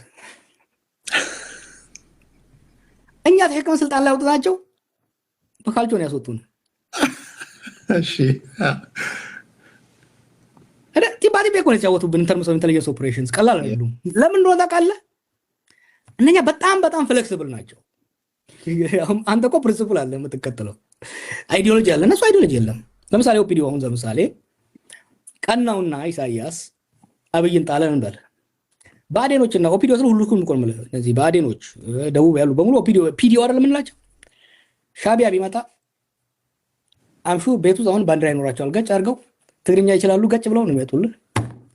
እነሱ ናቸው ማስተዳደር እና ደስታ ላይ ደግሞ ያንተ ደስታ ነው። እነሱ ናቸው በመንግስት ማስተዳደር የሚቀጥሉ። ምክንያቱም ዩሲ እኔ እናንተ ፖለቲካ ውስጥ የገባ ነው ሴንቲመንታል ነን፣ የሆነ የምናምንበት ኮዝ አለ። አብዛኛው የኢህአዴግ ሰው ወደ ፖለቲካ የገባው ለስራ ነው። ማትሪክ የወደቀ ነው፣ የቲቲአይ ሽሮ አይሰለቸው ነው አብዛኛው። ፎር ዘም ፖለቲክስ ኢዝ ኤምፕሎይመንት። ኢህአዴግ ዘ ካምፓኒ፣ ኢህአዴግ ማሊያውን ቀይሮ ናይክ የነበረው አዲዳስ ሲሆን ኢህአዴግ ወርቆ ብልጽግና ሲሆን ምንም ችግር የለው። ሎጎውን ዱብ አድርጎ ቀጭ አረጋት። በኢህአዴግ ጊዜ እጅ ጉርድ ካኪ ምናምን ይለበስ ነበረ። በአብይ ጊዜ ከረባት ቀጭ ብለው ነው ይመጡልኝ ሲ እና የሴኩሪቲ ኦፕሬሽኑን አሁንም ያለው ሰዎች ስህተት ሲፈጽሙ እና if you want to beat these people እነኚህን ጌሞች አፕሪሺየት ማድረግ አይቻሉም፣ አይሸነፉም ማለት አይደለም እያሉት። look how he played TPLF። ባላንጣን በአግባቡ ማጥናት አለበት፣ በአግባቡ and I told you I learned the hard way። እኔ ኢህአዴግን ሳጥና ያደግኩት I believe አንተ ባልከው ባላንጣን እኔ እኮ አይውስቱ ቀልድ ነበር ድሮ። የኔ ሜጀር ወያኔዎሎጂ ነው፣ ማይነሪ ኦፒዲዮሎጂ ነበር ስለነበረው እና አሁን አቢዮሎጂ ነው ያጠና የሳጥና ነበር ኮላስ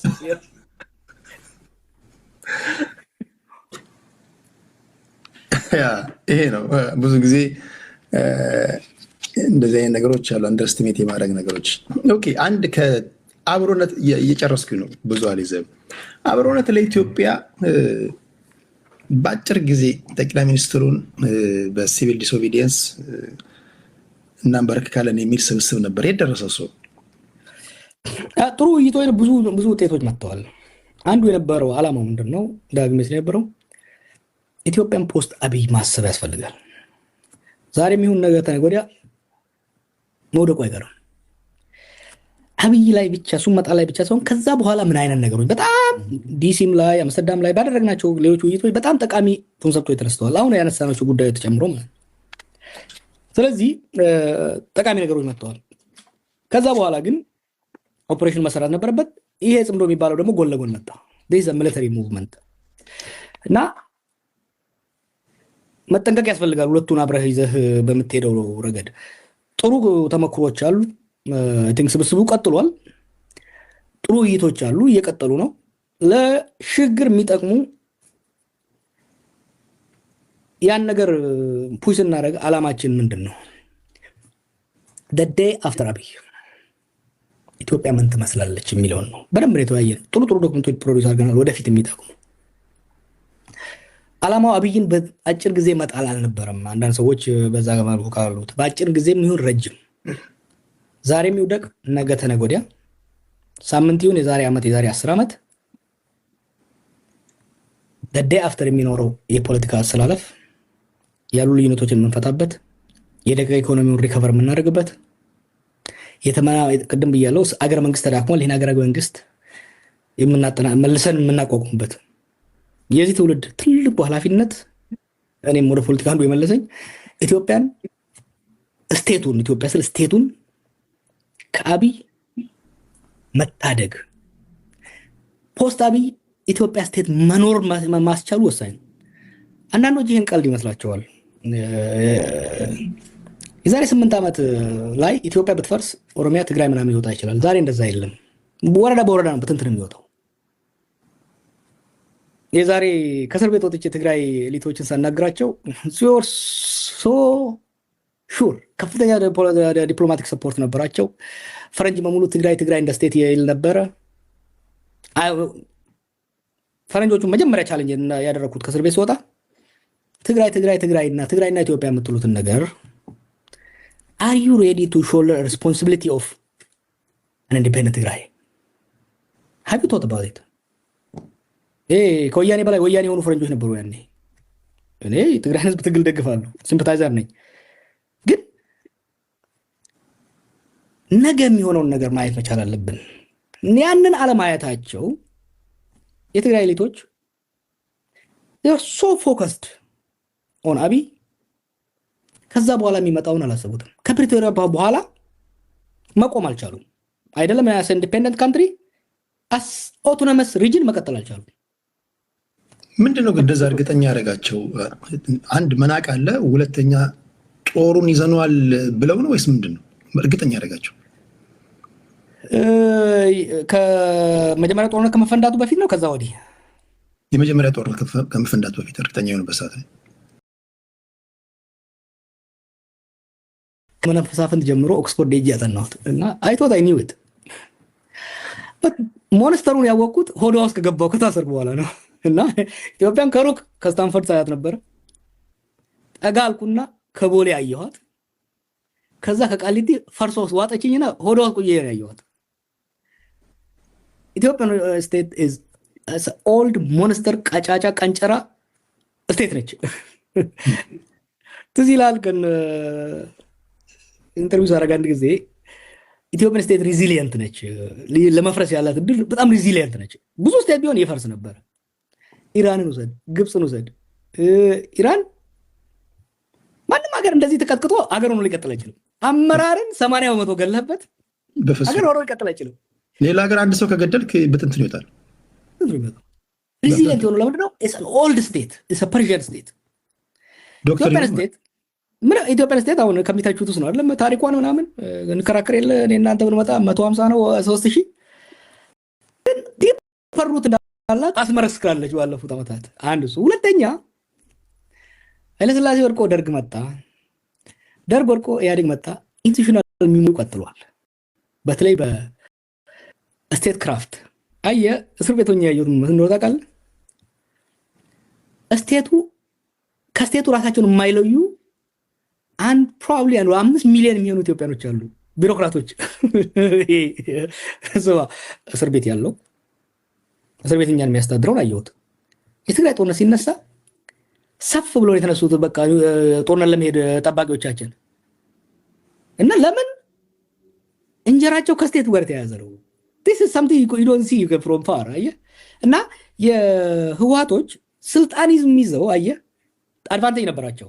ሬቤል ነበሩ፣ ሲያስተዳድሩ ነበሩ። ወደ ሬቤሊያን ሲመለሱ የተምታታ ሀሳብ ነበረ። እንደ መንግስት የሚያስባሉ፣ አሁን ቀጥሎ እንደ መንግስት የሚያስባሉ፣ እንደ አማጺ የሚያስባሉ ሁለቱም መሆን አልቻሉም። እና እሱ እንዳለ ሆኖ አሁን መለስ ዜናዊ አንድ እሱ ለመኖር የጎዳቸው በጣም ስትራቴጂስት ነው። አሁን ያለው የቲፒኤልኤፍ ስብስብ የተለያዩ ቫሪያብል ገጣጥሞ ፕሪዲክት ማድረግ የሚችል አመራር አለው ብለህ ታስባለህ? ለምሳሌ እዚህ ትክክለኛ ሰዓት ነው ለመደባደብ ብሎ የህዝቡን ልብ ትርታ አንዳንድ ጊዜ ፕራይም ታይም ላይ ካለፉ ማንም ቢጋጫ አትሸነፍም አይደለም። በአሁኑ ሰዓት ለመደባደብ አስፈላጊ ነው ማሸነፍ እንችላለን ብለው እንደዚህ መተንተን የሚችል ሰው አላቸው ብለህ ታስባለህ? ፕራይም ታይም መሆን አለመሆኑን ለማወቅ ራሱ እኮ ስትራቴጂክ ቲንከር መሆን መቻል አለብህ። አየህ ህወሓት የሁለት ሰዎች ድርጅት ነበረች ያለኝ አንድ ለረጅም ጊዜ እኛ ሀገር የቆየ ፈረንጅ ጁኒየር ምናምን ነበር በዩኒቨርሲቲ እና it is an institutionalization of two personalities አለኝ። መለስስ ስትሪት ኢንቴሊጀንስ ስትሪት ሌቨል ኢንቴሊጀንስ፣ ስብሐት ነጋስ አሪስቶክራቲክ ኮንስፒረሲስ ሁለቱ ነበሩ። መተካካቱ ላይ ሁለቱ ግን ካልተመጋገቡ ሊቀጥል አይችልም። መለስም ስብሐትም ሲወጡ they made one critical error። ደብረጽዮንን ያመጡት very nice man, very technical man, but እንደ ህወሓት ትራዲሽኑ የህወሓት ትራዲሽን የመለስና ስብሐት ትራዲሽን ያን መሙላት አልቻለም። በሱ አካባቢ ያሉት እሱ የተመረጠው ተጻራሪዎቹ መስማማት ስላልቻሉ ነው አንዱ ለአንዱ። እኛም ልናሸንፋቸው የቻልነው ያችን ተጠቅመን ነው። አብይም እሱን to fullest exploit ያደረገው and he continue to exploit that gap። ያንን መጠቀም አልቻሉም፣ እንትን ማድረግ አልቻሉም እና ያንን ራሱ ማየት አልቻሉም። ከዛ ጻድቃንና ጌታቸው ያንን ለመሙላት ሞከሩ። ሲሪየስ ቲንከሮች ናቸው፣ ምን ጥያቄ የለውም። ግን የቲፒኤልኤፍን ቅድም ያልኩህን ዋን አውራ ዶሮ አለ፣ ብዙ ኮርማዎች አብረዋሉ። ያን መሆን አልቻሉም። ዋን አሞንግ ኢኳል ሆኖ ለመውጣት አልቻሉም። እና አሁን ትግራይ ውስጥ የምታየው የክራይሲስ ኦፍ ሊደርሺፕ የነሱ ሰክሰስ የቲፒኤልኤፍ ኢንክሬዲብሊ ሰክሰስፉል ኦርጋናይዜሽን ቬሪ ቬሪ ኢምፕሬሲቭ እኮ ከታይኒ ማይኖሪቲ ኖርዝ ላይ ሆነህ ከዛ ኢንክሬዲብሊ ሶፊስቲኬትድ የሆነ ፖለቲኮ ሚሊተሪ እና ኢንቴሊጀንስ ኦርጋናይዜሽን ገንብተው ራሻና ሶቪየትና አሜሪካን ተጫውተው ኤርትራን እንደ ቫይሰል ተጠቅመው ስልጣን ይዘው ለረጅም ጊዜ መቆየት የቻሉ በጣም በጣም ጠንካራ ሰዎች ናቸው። አሁን ግን ያንን ማድረግ አልቻሉም እና ጦርነቱ አሁን ሲገባ የነሱ ጥንካሬ ነው ወይስ የሌሎቹ ኖ ንፉጋን ነው የነሱ ክሌቨር መሆናቸው እንዳለ ሆኖ ወደዚህ ከዛ በተዋረደ ያለው ሰው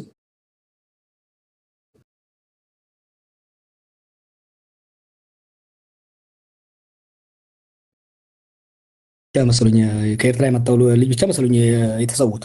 ሌላው አመራር they made it the original the visionaries ከሆነ ጉስት እኮ ሌንጮ ብቻ መስለኝ የተረፈው፣ ሌላው አለቀ። ያን አድቫንቴጅ ማየት አለብህ። ያ the visionaries the visionary leadership came together እሱ አድቫንቴጅ ሰጥቷቸዋል። ብዙ ሌሎች ፋክተሮች ማንሳት ይችላል። ግን አንድ ነገር ማለት መካድ የሌለብን they built something incredibly fascinating, incredibly impressive። ግን ምን አደረገ መሰለ it created hubris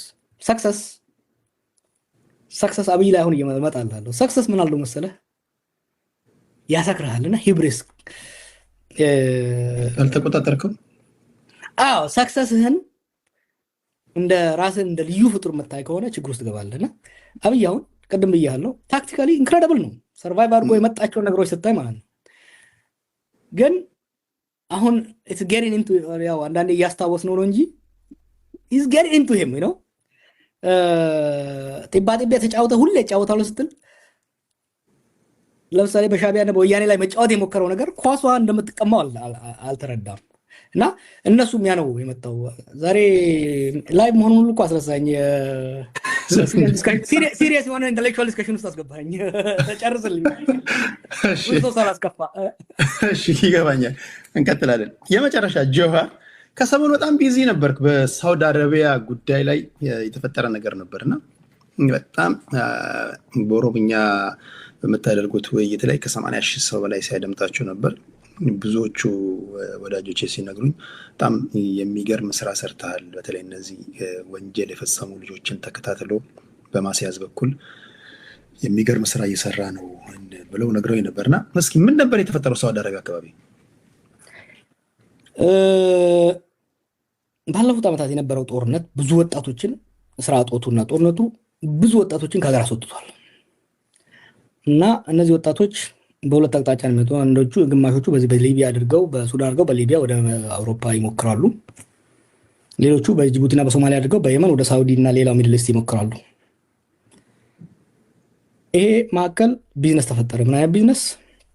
የሂውማን ትራፊኪንግ እና የድረግ ቢዝነስ በየመን በተለይ የመን ፈርሳ የለም እንደ ሀገር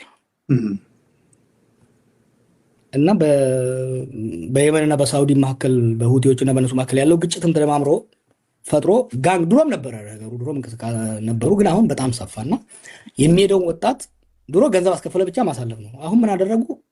ሊቢያ ላይ እንደተጀመረው ወጣቶችን ከገጠራቱ ኢትዮጵያ መልምለው 10 ሺህ ብቻ ትከፍላለህ ሄደህ ሰርተህ ታመጣለህ ምናምን ይላሉ።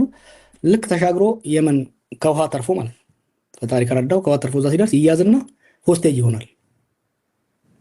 ከዛ የቶርቸር እየተደረገ ለቤተሰብ ቪዲዮ ተልኮ ብር ያስከፍላሉ ማለት ነው። ይሄ የመን ውስጥ ነው። ኢንክሬዲብል ሳደ የሆነ ነገር ነው።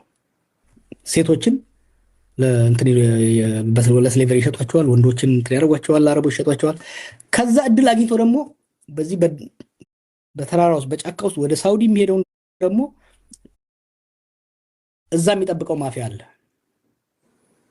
ይሄ ማፊያ አረቄ ድረግ ይጭንባቸዋል ወደ ሳውዲ ተሸክሞ እንዲያስገቡ።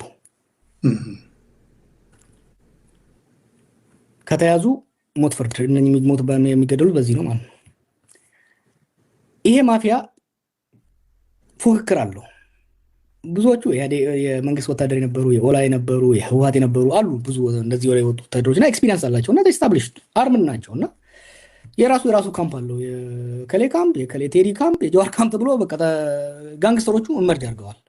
ኔትወርካቸው አዲስ አበባ ውስጥም ሪያድ እና ጅዳም ያለ ማለት ነው። ትልልቆቹ ከላይ ያሉ እነሱ እዛ እርስ በርሳቸው ማፊያ አይደለ ይፎካከራል ገበያ ሲሻማ። ይሄንን ከበር ለማድረግ የአካባቢያዊነት ጀምረው ሶሻል ሚዲያ በመጠቀም ወንጀላቸውን ሰው እንዳያይ በጣም ልጆቹን ውስጥ ድረግ ይሰጧቸዋል። ልጆቹ በጣም አሰቃቂ አይደው ነው ካየ ቪዲዮ አሰቃቂ ነገሮችን ያደርጋሉና ይሄን ነገር ኢትዮጵያ ውስጥ ካለው ለይታ አትሂድ ማየት የለብንም። ኢትዮጵያ ውስጥ ከእስር ቤት ስወጣ አንድ ያልኩት 5 ልዩ ነገሮች ተፈጥሯል በአብይ ዘመን። ኮመርሻላይዜሽን ፖለቲካ ወደ ብር መቀየሩ፣ ፒአራይዜሽን አብዛኛው ነገር ከኮንክሪት ይልቅ የፒአር ስራ መሆኑ፣ ዲሴኩሪታይዜሽን፣ አንዱ ደግሞ ክሩሊቲ ይሄ ጭካኔ። ጦርነት ምን ያደርጋል መሰለህ? ኢትዮጵያ ስለሆን ምናምን አይደለም።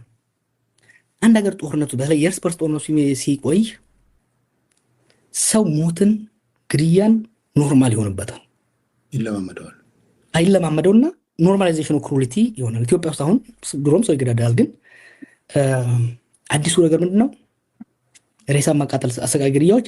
ያ አይደለም ራስን መግዳት። ሶሻል ሚዲያ አንድ መጽሐፍ እስር ቤት እያለው መሰለኝ ያነበብኩት ኬኦስ መሽን የሚል ስለ ይሄ ሶሻል ሚዲያ እና አይምሯችን ላይ ያለው ነገርና